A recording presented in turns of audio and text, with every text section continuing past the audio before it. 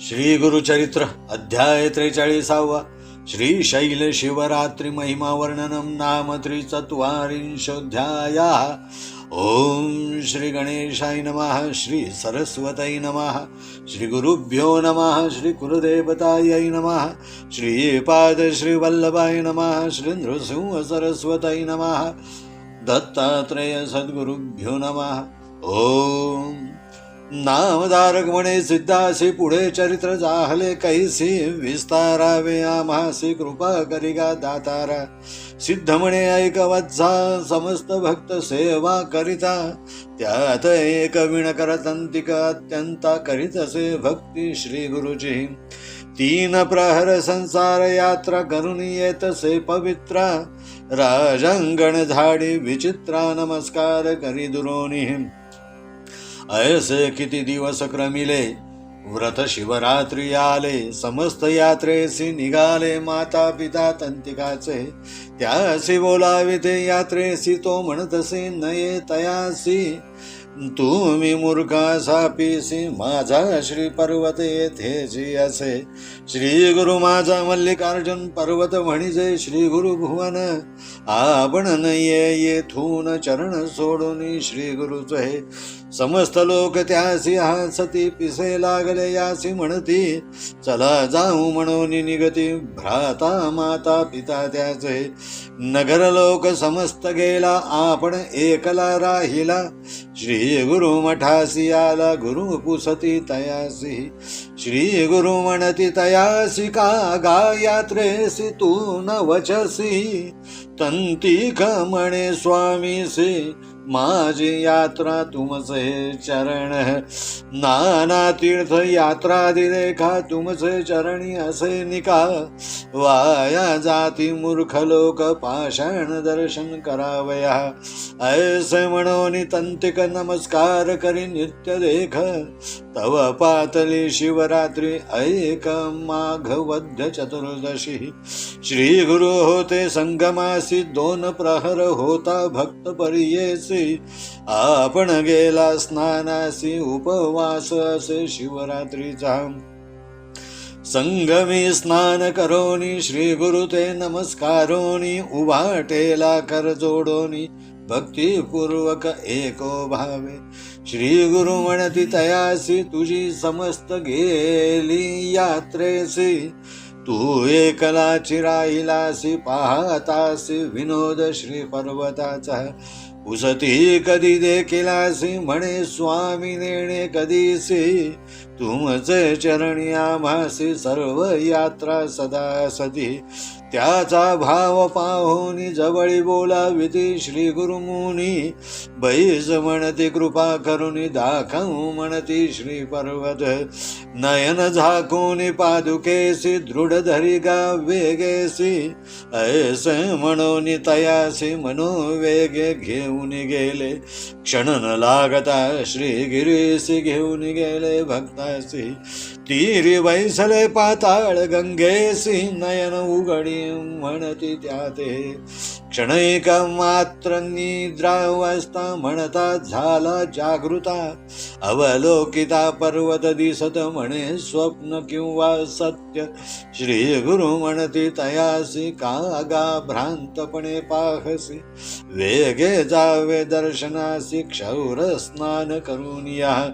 श्री गुरु ऐसे निरोप देता शीघ्र गेला स्नाना करिता तेथे देखिली माता पिता भ्राता ग्राम लोक सकळीक ते पुसती तयासी कवणे मार्गे आलासी आमुची भेटी कान घेसी लपून येणे कोण धर्म विनवीतसे माता पित्यांसी आम्ही निघालो आजी 2 प्रहरेसी एक घटिका लागली वाटेसी आता आलो गुरु समागमे। एक हसती मिथ्या म्हणती आम्हा सभेची आला लपत ऐसे बडेवारे बोलत अबद्ध म्हणती सकळ जन। तो कोणा सवेन बोले शीघ्र स्नान क्षौर केले पुष्पे अक्षता बेले घेऊन गेला पूजेसी।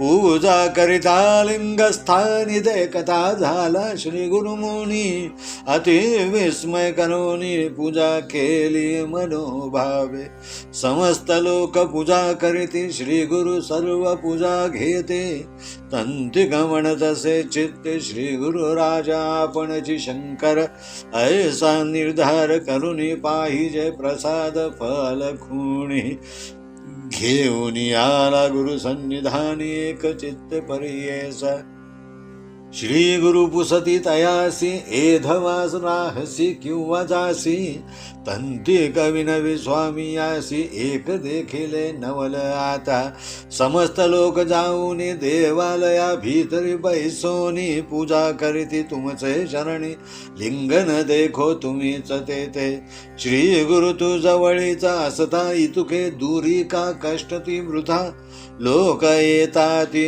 बहुता काय कारण या स्थान तू तरी केवळ परमेश्वर दिसतोसी आम्हा नर न कळे तुझा महिमा अपार गौप्य रूपे गुरुनाथा सर्वजन मूढ होऊन नेणती तुझे महिमान का होईतात या स्थानी विस्तारोनी सांग मज श्री गुरु म्हणती ऐक भक्ता सर्वत्र ईश्वर पूर्णता स्थान महिमा से ख्याता जे अगम्य त्रिभुवनी तंती म्हणे स्वामी यासी तू तरी पूर्ण ब्रह्म होसी स्थान महिमा वाणीसी विस्तारुनी सांग आम्हा श्री गुरु निरोपिती भक्तासी येथील महिमा पुससी सांगे नायक विस्तारेसी स्कंद पुराणी असे कथा माघवद्य चतुर्दशी अपार महिमा श्री पर्वतासी सांगेन ऐक तत्परेसी श्री गुरु म्हणती तंती गाते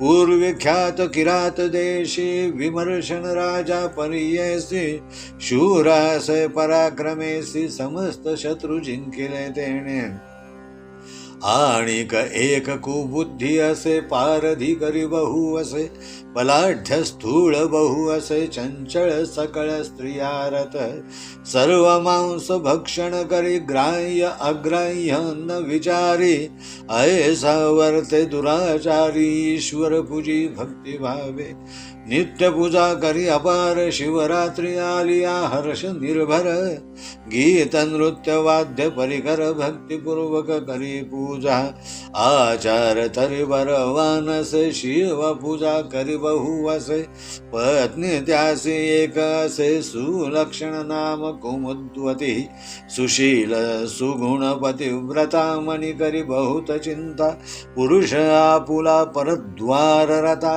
ईश्वर भक्ती करीत असे ऐसे क्रमिता एके दिवसी पुसो लागल्या पुले पुरुषासी म्हणे प्राणेश्वरा परियेसी विनंती एक असे माझी क्षमा करावी माझी या बोला विस्तारुनी सांगावे सकळ तुम्ही दुराचारी भक्षिता सकळ परद्वार निरंतर तुम्हाला ईश्वरावरी भक्ती उपजली कवणे परी सांगावे स्वामी सविस्तारी कोपन करावा प्राणनाथा राजा म्हणे स्त्रियेसी बरवे पुसिले आम्हासी ज्ञान झाले आता मानसी पूर्वजन्म सांगेन माझा पूर्वे पंपान करी आपण श्वान योनी जन्मोन जाण होतो तेथे काळ क्रमोन शिवरात्री आली एके दिवसी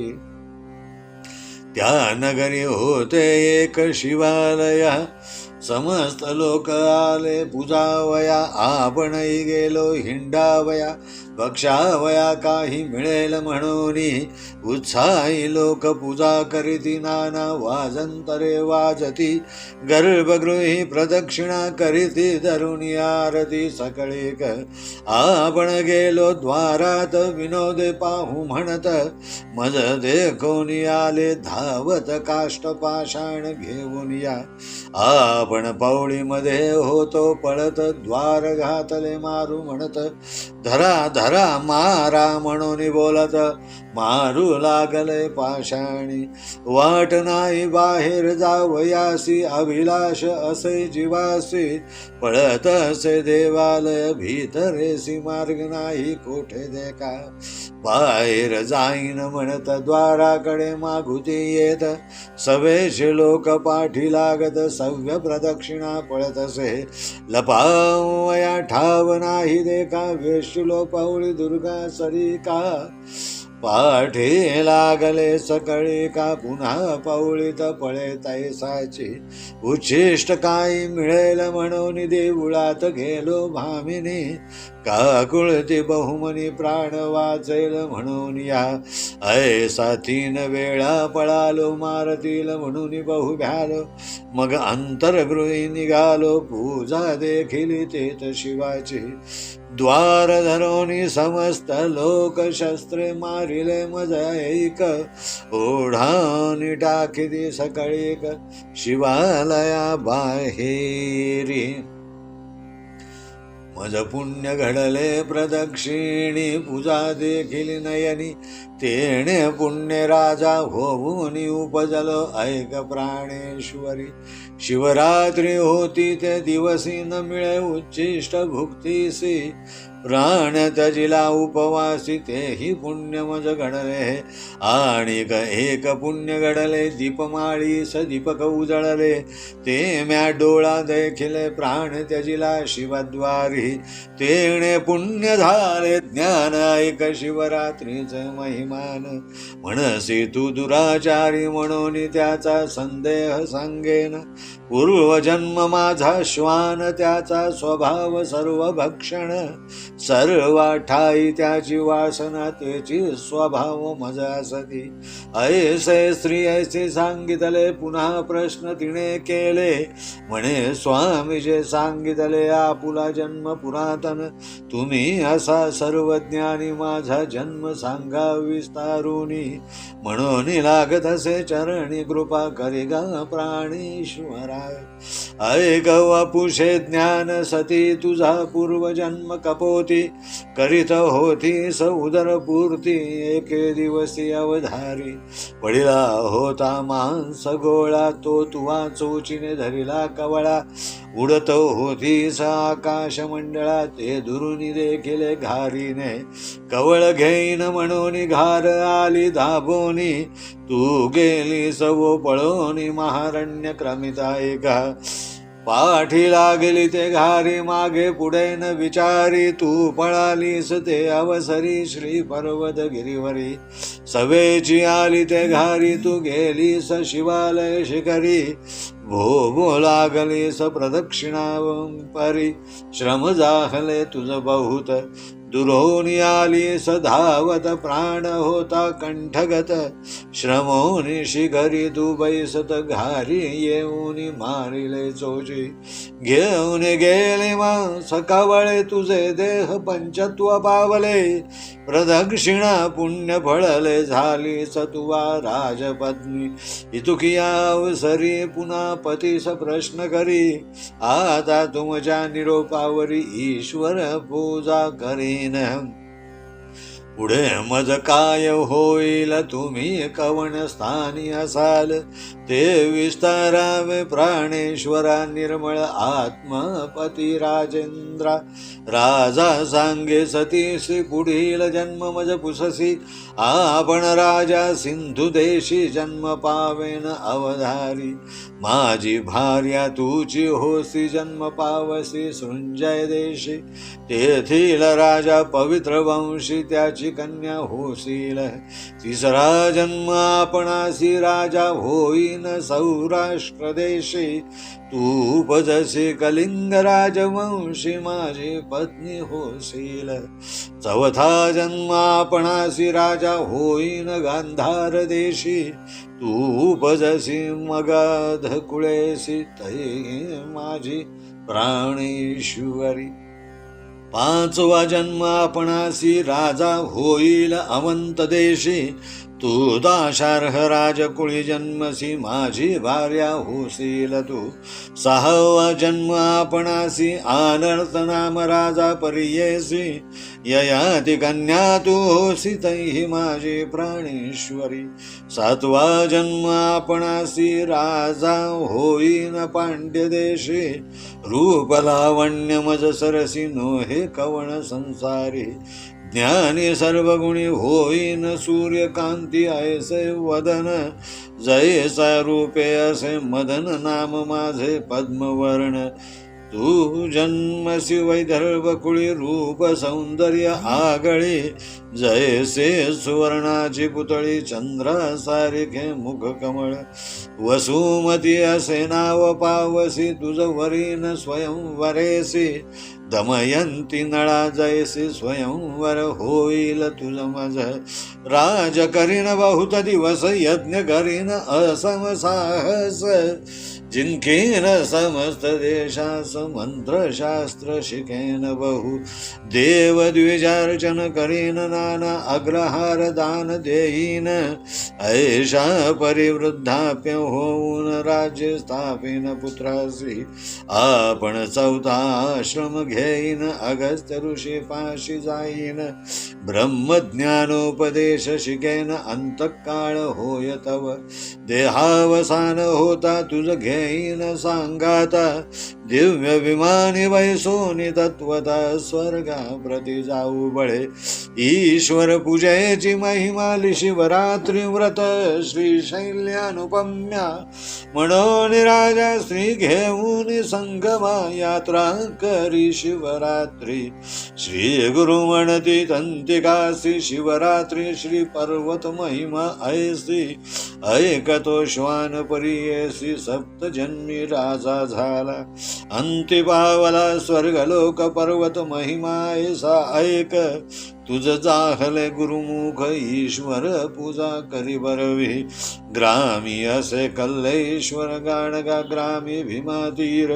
पूजा करिगा निरंतर मल्लिकार्जुन समान. संगमेश्वर संगमासी पूजा करी अहर्निशी. मल्लिकार्जुन तोची परियेसी न धरी संदेह मनात. तंती कमणे स्वामी आसी. स्वामी तू मज जाळवीसी. पूजेसी गेलो मल्लिकार्जुनासी. लिंगस्थानी तुझ देखिले सर्वांठाई तुझे एक झाला असती व्यापक. कल्लेश्वर संगमनायक एक एक सांगसी आम्हा पुढे. ऐकून श्री गुरु हासती ये रे पादुका धरी म्हणती. नयन त्याचे झाकिती संगमाले तात्काळी. इतुकिया अवसरी मागे गाणगापुरी. श्री गुरुसी पाहती गंगातीरी. कोठे गेले म्हणून या एक म्हणती संगमी होता. एक म्हणती आम्ही आलो आता. कोठे गेले पहा म्हणता चूकर होती भक्तजन. श्री गुरु आले संगमासी. तंतिकास पाठविते मठासी. बोलवावया शिष्यांसी आपण राहिले संगमात. तंतिक आला गावात लोक समस्त हासत. क्षौर कार्य केले म्हणत तंतिक म्हणे श्री पर्वता गेलो होतो. दवणा प्रसाद विभूती नाना परींचे हार दाखविती. लोकायसा विस्मय करीती म्हणती 2 प्रहरी घरी होता. एक म्हणती सत्य मिथ्या त्यासी म्हणती सांगरे सत्य. तंतिक म्हणे सवे गुरुनाथा गेलो होतो वायुवेगे. श्री गुरु आले संगमासी मज पाठविले मठासी. बोलाविले शिष्यांसी राहू पाहती आजी संगमी. एक म्हणती होईल सत्य मूर्ख म्हणती नवे मिथ्य. तंतिक गेला त्वरित शिष्य वर्गांसी जाणविले. सांगितला सकळ वृत्तांत समस्त गेले संगमात त्वरित. पूजा जाहली संगमी बहुत सिद्ध म्हणे नामधारकासी. मिथ्या म्हणती जे लोक त्यांसी होईल कुंभिपाक. पंधरा दिवसी ऐक यात्रा लोक गावाले, मग पुसती तायांसी तेही सांगितले भरवसी. आनंद झाला भक्तांसी म्हणे सरस्वती गंगाधर, सिद्धे सांगितले नाम धारकासी, ते मी सांगत असे परियेसी. श्री गुरु महिमा पारेसी, अमृत सेवितो निरंतर. इति श्री गुरुचरित्रामृते परमकथा कल्पतरौ श्री नृसिंह सरस्वत्योपाख्याने सिद्धनामधारक संवादे श्रीशैल शिवरात्रि महिमा वर्णनम नाम 43 श्री गुरुदेव दत्तात्रयार्पणमस्तु. विसंख्या 108. यथार्थ श्री गुरुचरित्र श्रीशैल शिवरात्री महिमा वर्णन नाम अध्याय 43.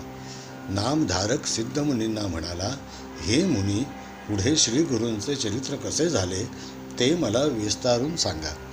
तेव्हा सिद्धमुनी म्हणाले, हे वत्सा, मठात सर्व भक्तगण सेवेकरी महाराजांची मनोभावे सेवा करीत असत.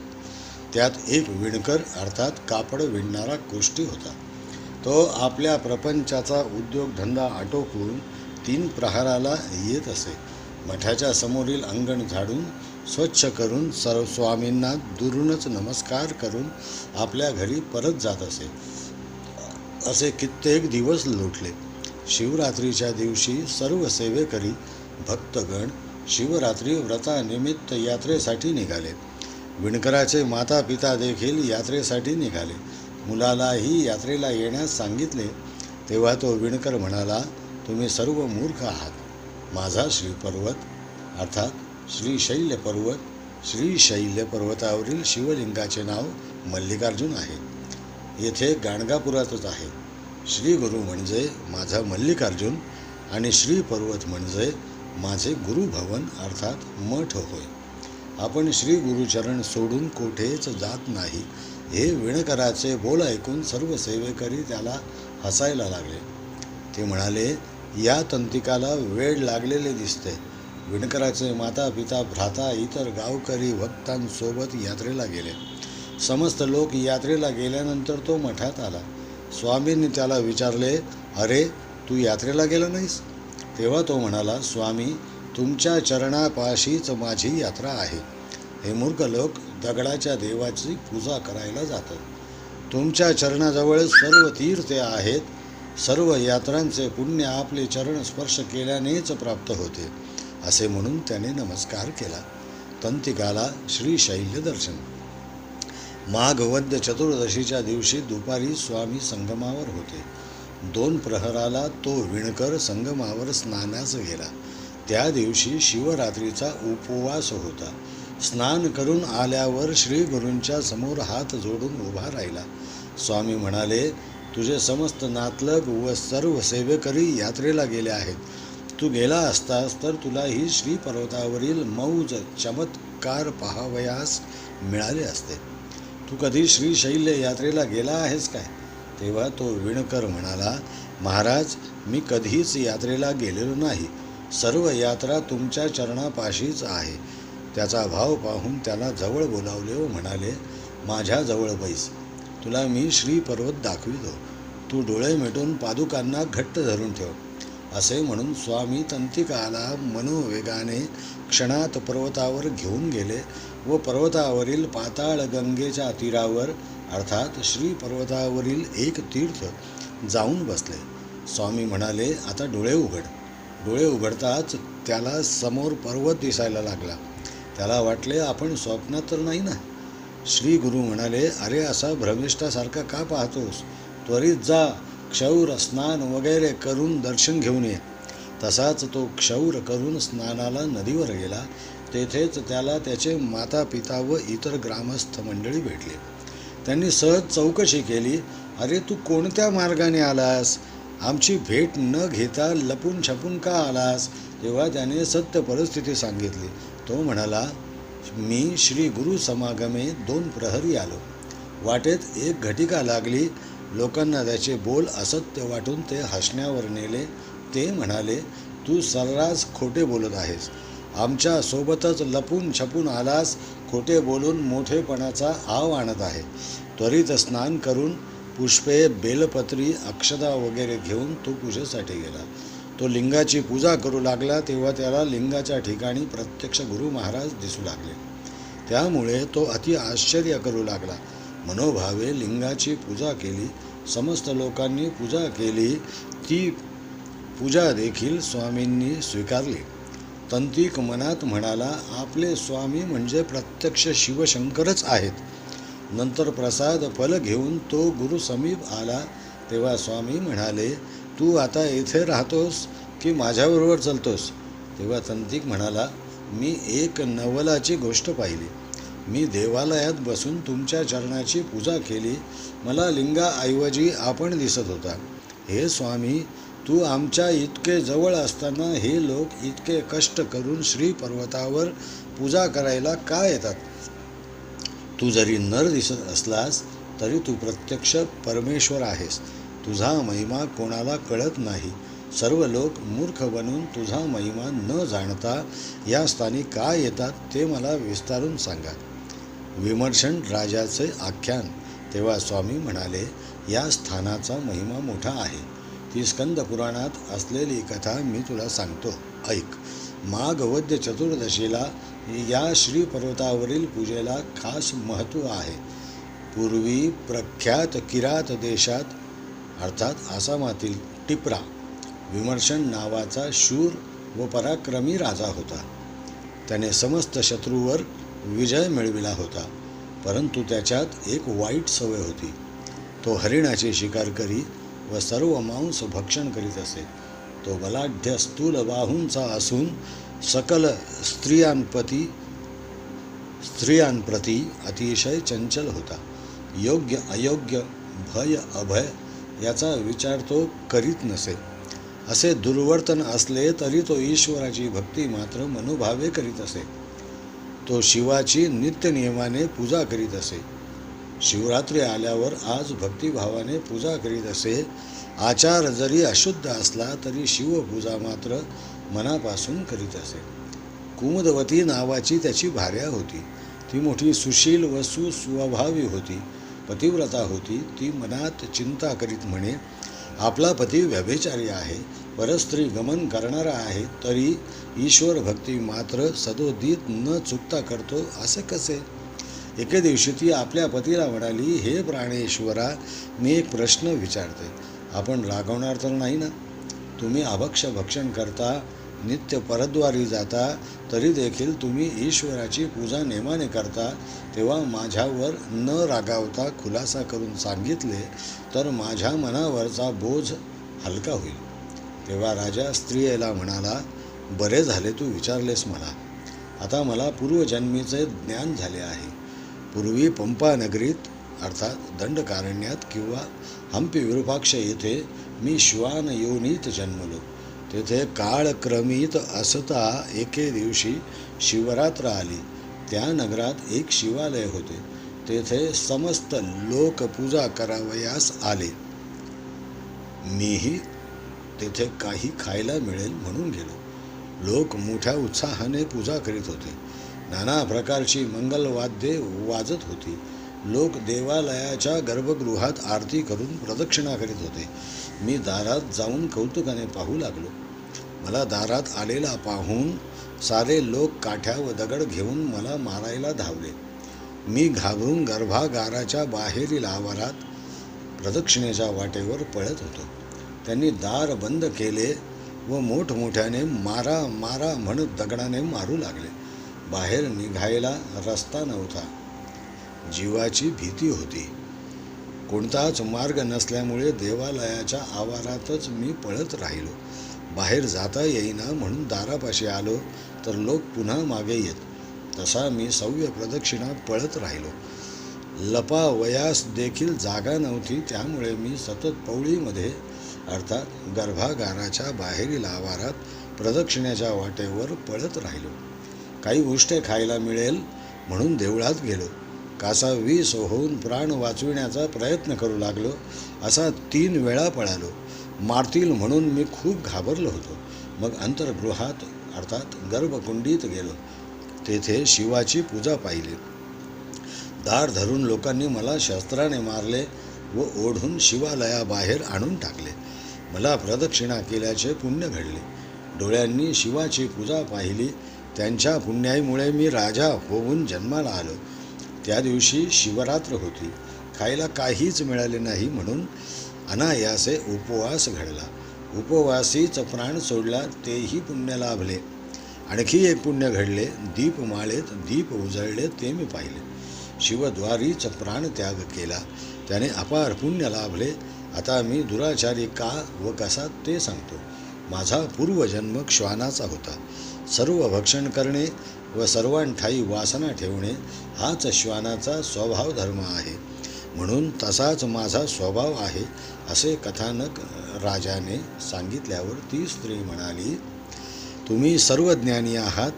तुम्ही आपला पूर्वजन्म सांगितला. आता माझा पूर्वजन्म विस्तारून सांगावा. तेव्हा राजा म्हणाला, हे रमणी, हे सुंदरी, तुझा पूर्वजन्म कपोतीचा आहे. कवड्याची मादी. एके दिवशी तुला मांसाचा गोळा दिसला. तो तू चोचीत धरला व आकाशमंडळात उडू लागलीस. ते दुरून एका घारीने पाहिले. तो मांसाचा गोळा तुझ्यापासून घेण्यासाठी ती घार तुझ्या मागे धावली. तिला पाहून तू आणखी जोरात पळायला लागली. समोर श्री पर्वत होता. तू शिवालय शिखरावर प्रदक्षिणेप्रमाणे फिरू लागलीस. धावून धावून तू फार थकलीस म्हणून शिखरावर क्षणभर विसावली. तत्काळ घारीने येऊन तुला चोचीने मारून मांस गोळा घेऊन गेली. तुझा देह पंचत्वात विलीन पावला. प्रदक्षिणा पुण्य तुला लाभले म्हणून तू राजपत्नी झालीस. विमर्शन राजाच्या पुढील जन्माची कथा. त्यानंतर ती पतीस पुन्हा म्हणाली, हे स्वामीनाथा, आता मी तुमच्याप्रमाणेच ईश्वर पूजा करीन. आता आपल्याला पुढील जन्म कसे व कोठे होतील हे सांगावे. तेव्हा राजा म्हणाला, हे प्राणेश्वरी, ऐक. पुढील जन्मी सिंधू देशाचा हल्लीचा सिंध प्रांत राजा होईल. तू सुरोजय देशी अर्थात सिंधू व झेलम या नदीमधील प्रांत जन्म घेऊन माझी भार्या होशील. तेथील राजा पवित्र वंशी यांची तू कन्या होशील. तिसरा माझा जन्म होऊन मी सौराष्ट्र देशाचा अर्थात काठेवाड राजा होईल. तुझा कलिंग राजवंशात अर्थात जगन्नाथ क्षेत्रापासून कृष्णेपर्यंतचा पूर्वेकडचा प्रदेश जन्म होऊन माझी पत्नी होशील. चौथ्या जन्मात मी गांधार देशाचा अर्थात सिंधू नदीच्या काठचा एक देश हल्लीचा कंदहार कौरवांची माता गांधारी ही याच देशाच्या राजाची कन्या होईल. पूर्वी येथे आर्यांचे राज्य होते. राजा होईल. तू मगध कुळात अर्थात जरासंधाचा देश गंगा व शोण यांच्या संगमाच्या पूर्वेस जन्म घेऊन माझी प्राणेश्वरी होशील. पाचव्या जन्मी मी अवंत देशाचा अर्थात उज्जैनी माळवा प्रांत राजा होईल. तू दाशार्हराज कुळात जन्म अर्थात माळव्यांच्या उत्तरेचा प्रांत घेऊन माझी भार्या होशील. सहाव्या जन्मी आनर्द देशाचा आनर्द हा शर्यातीपुत्र म्हणून प्रसिद्ध आहे. आनर्द देश म्हणजे काठेवाडातील एक भाग राजा होईल. तू ययातीची कन्या होऊन माझी प्राणेश्वरी होशील. सातव्या जन्मी मी पांड्य देशाचा अर्थात मद्रास इलाक्यातील एक प्रांत तिनवेल्ली मधुरा राजा होईल. माझ्यासारखा सुंदर लावण्य संपन्न राजा संसारात कोणीही नसेल. सर्व गुण संपन्न असून मुखावर सूर्यासारखे तेज असेल. जसा मदनाचाच अवतार म्हणून नावाजलेला असेल. माझे नाव पद्मवर्ण असेल. तुझा जन्म वैदर्भ कुळात दमयंती रुक्मिणी यांचे पितृकुळ विदर्भ देश म्हणजे वऱ्हाड प्रांत जन्म घेशील. तुझे अगदी वेगळे सौंदर्य असेल. जणू सुवर्णाची पुतळी. तुझे चंद्रासारखे मुखकमळ असून तुझे नाव वसुमती असेल. तुझे माझ्याशी नलदमयंतीप्रमाणे स्वयंवर होईल. बरीच वर्षे राज्य करीन. अपरिमित यज्ञ करीन. समस्त देशांना जिंकून मंत्रशास्त्र शिकेन. देवाद्विजार्चन करीन. असंख्य अग्रहार दान देईन. अग्रहार म्हणजे सुपात्र ब्राह्मणांना शेतीवाडी व घरे बांधून इनाम देतात ते. अशा प्रकारे राज्य करून वृद्धत्व आल्यानंतर पुत्राला गादीवर बसवून मी संन्यासाश्रम घेईन. अगस्त्य ऋषींपाशी जाऊन ब्रह्मज्ञानोपदेश शिकेन. अशा प्रकारे अंतकाळ होण्याच्या समयी तुला बरोबर घेऊन दिव्य विमानात बसून तपोबळाने स्वर्गात जाऊ. ईश्वर पूजेचे महिमान राजाने आपल्या भार्येला सांगितले, म्हणून तो राजा शिवरात्री व्रत श्रीशैल्य पर्वतावर भार्येसह जाऊन करीत असे. श्री गुरु तंतिकास म्हणाले, असा हा शिवरात्री श्री पर्वत महिमा आहे. एक श्वान 7 जन्म राजा झाला व अंतकाळी त्याला स्वर्गलोक प्राप्त झाला. असा हा श्री पर्वत महिमा आहे. ईश्वर पूजेचे असे महत्त्व आहे. आपले गाणगापुरी भीमातिरी कल्लेश्वराला ईश्वराचे लिंग आहे. त्याची मल्लिकार्जुनाप्रमाणेच महती आहे. संगमेश्वरावर लिंगाची पूजा करावी, तोच मल्लिकार्जुन आहे असे समजावे. मनात कोणताही संदेह ठेवू नये. तेव्हा तंतिक म्हणाला, हे स्वामी, मी मल्लिकार्जुनाच्या पूजेत गेलो असता तुम्हाला तेथे पाहिले. सर्वांठाई तूच आहेस. कल्लेश्वराला काय, संगमेश्वराला काय, तूच आहेस. हे ऐकून श्री गुरु हसले व म्हणाले, ये, पादुका धर आणि डोळे मिटून घे. ते तत्काळ श्रीशैल्यावरून भीमा अमरजा संगमावर आले. तोपर्यंत गावात धावपळ माजली होती. लोक म्हणत, स्वामी मठातून संगमावर आले होते, ते कोठे गेले म्हणून सर्व लोक चिंता करू लागले. साऱ्या भक्तजनांना चुकल्या सारखे वाटत होते. श्री गुरूंनी तंतिकास त्वरित शिष्यांना मठात बोलावण्यास सांगितले. तंतिक गावात जाताच लोक त्याला हसायला लागले. ते म्हणाले, अरे क्षौर का केलेस? तंतिक म्हणाला, मी श्री पर्वतावर गेलो होतो. असे म्हणून त्याने खूण करून प्रसाद, विभूती व नाना प्रकारचे हार दाखविले. लोक विस्मय करू लागले. हा तर 2 प्रहरी घरीच होता. लोक त्याला म्हणाले, खोटे बोलू नकोस, खरे सांग. तेव्हा तो म्हणाला, मी वायू वेगाने श्री गुरूंसोबत श्री पर्वतावर गेलो होतो. आता श्री गुरु संगमावर आले आहेत. तुम्हाला त्यांनी संगमावर बोलावले आहे. आज संगमावरच राहू असे स्वामी म्हणाले. तेव्हा सर्व लोक संगमावर गेले. श्री गुरूंची सर्वांनी पूजा केली. 15 दिवसांनी श्रीशैल्य यात्रेची मंडळी परत आली. त्यांना विचारले असता त्यांनीही तेच सांगितले. ते ऐकून भक्तजनांना अपरिमित आनंद झाला व मनोभावे स्वामी सेवा करू लागले.